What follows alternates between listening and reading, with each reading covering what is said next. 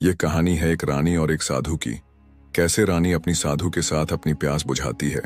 तो चलिए शुरू करते हैं कहानी। किसी समय एक शक्तिशाली राज्य था जिसका नाम था सुरजनागढ़। इस राज्य की रानी रानी वसुधा अपनी अद्वितीय सुंदरता और चतुराई के लिए प्रसिद्ध थी। उसका विवाह राजा विक्रमसेन से हुआ था, जो एक वीर योद्धा थे, लेकिन युद्धों और राजनीति में व्यस्त रहने के कारण वे अपनी रानी को वह प्रेम और समय नहीं दे पाते थे जिसकी उसे चाह थी। उधर राज्य के सुदूर वन क्षेत्र में एक सिद्ध साधु महायोगी वीरेशानंद का आश्रम था। वे कठोर तपस्या में लीन रहते थे और उनके विषय में यह प्रसिद्ध था कि उन्होंने सभी सांसारिक इच्छाओं को त्याग दिया था। लेकिन नियति को कुछ और ही स्वीकार था। एक दिन राजमहल में एक भव्य आयोजन हुआ जिसमें दूर दूर के संतों और साधुओं को आमंत्रित किया गया। महायोगी वीरेशानंद भी इस आयोजन में पधारे। जब वे सभा में पहुंचे तो उनकी तेजस्वी उपस्थिति ने सबको मंत्रमुग्ध कर दिया।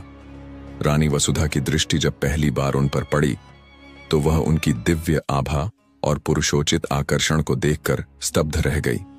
रानी को पहली बार किसी पुरुष की उपस्थिति ने भीतर तक झकझोर दिया था। उसका मन बेचैन हो उठा। उसने अपने भीतर जन्मी इस अनजान भावना को समझने की बहुत कोशिश की, लेकिन मन की चंचलता पर उसका कोई वश न रहा।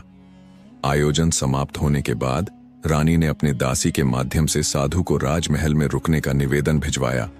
पहले तो महायोगी ने मना कर दिया, लेकिन जब स्वयं राजा ने भी आग्रह किया तो वे कुछ समय के लिए महल में ठहरने को सहमत हो गए। रानी का हृदय उथल पुथल से भर उठा। उसकी आंखों में एक अजीब सी ललक थी जिसे वह छिपाने का प्रयास कर रही थी। रात के गहन अंधकार में रानी चुपके से साधु के कक्ष की ओर बढ़ी। उसका हृदय धड़क रहा था, सांसें तेज हो रही थीं। उसने धीरे से कक्ष के द्वार पर दस्तक दी। साधु ने ध्यान भंग होते ही पूछा, कौन है? रानी ने कोमल स्वर में उत्तर दिया, मैं वसुधा हूं महाराज, आपसे कुछ महत्वपूर्ण वार्ता करनी है। महायोगी कुछ क्षण शांत रहे, फिर द्वार खोल दिया। रानी भीतर प्रविष्ट हुई। उनके बीच सन्नाटा छा गया। दीपक की मंद रोशनी में रानी की चंचल आंखें साधु को टटोलने लगीं। साधु ने गंभीर स्वर में कहा, रानी, इस समय यहां आना उचित नहीं। आपको कुछ आवश्यकता थी। रानी ने धीरे से कहा, महायोगी, मैं जीवन के एक ऐसे मोड़ पर खड़ी हूं जहां मन और तन दोनों अशांत हैं। मेरे जीवन में प्रेम की कमी है। मुझे आपकी निकटता में एक अनोखी शांति का अनुभव होता है। साधु ने अपनी दृष्टि झुका ली।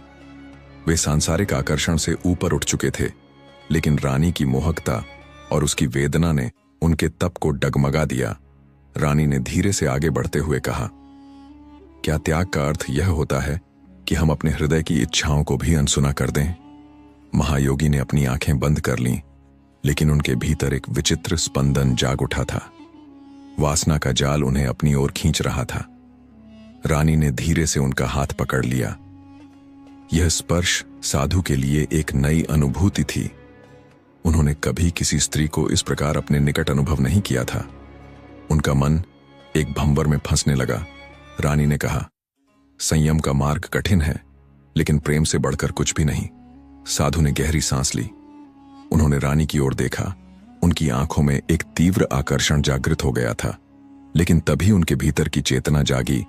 उन्होंने तुरंत अपना हाथ छुड़ाया और कठोर स्वर में बोले, रानी, यह उचित नहीं। मैं एक साधु हूं। मेरा मार्ग भिन्न है। यह क्षणिक आकर्षण तुम्हें दुख के अतिरिक्त कुछ नहीं देगा। रानी की आंखों में आंसू आ गए। उसने धीमे स्वर में कहा, तो क्या मेरी इच्छाएं अनसुनी ही रह जाएंगी? साधु ने अपनी आंखें बंद कर लीं और मंत्रोच्चार करने लगे। उनके मुख से बस इतना ही निकला, वासना को प्रेम मत समझो रानी। प्रेम त्याग में है, अधिकार में नहीं। रानी कुछ क्षण रुकी, फिर धीरे धीरे पीछे हटी और कक्ष से बाहर निकल गई। रानी उस रात बहुत रोई, लेकिन अगली सुबह जब सूरज उगा तो उसने स्वयं को बदला हुआ महसूस किया। उसने समझ लिया था कि वासना क्षणिक है, लेकिन प्रेम त्याग और सम्मान से पूर्ण होता है। महायोगी ने अपने तप को और कठोर कर लिया और कुछ ही दिनों में महल छोड़कर पुनः जंगल की ओर चल दिए। रानी ने भी स्वयं को अपने राज्य और प्रजा की सेवा में समर्पित कर दिया।